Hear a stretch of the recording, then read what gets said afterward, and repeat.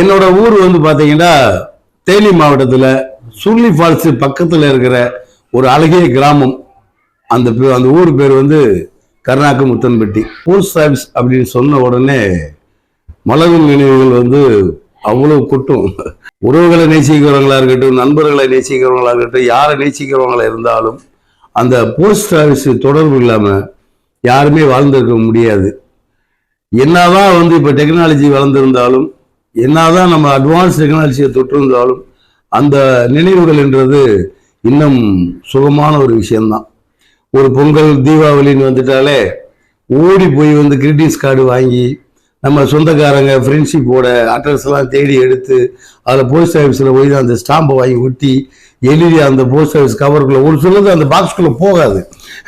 பெருசாக அன்புல பெரிய கிரீட்டிங்ஸ் எல்லாம் வாங்கிடுவோம். அதெல்லாம் வந்து போஸ்ட் மாஸ்டர் சொல்லி அவர் எடுத்துட்டு போய் அங்கே அதே மாதிரி நம்மளுக்கு நம்ம ஃப்ரெண்ட்ஷிப் அனுப்புகிற கிரீட்டிங்ஸ் எல்லாமே அவ்வளோ அன்பா இருக்கும்.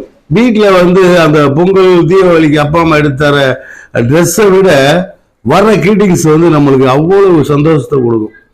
ஏன்னா நண்பர்கள் பாரு இவங்க அனுப்பிச்சிருக்காங்க, அவங்க அனுப்பிச்சிருக்காங்க.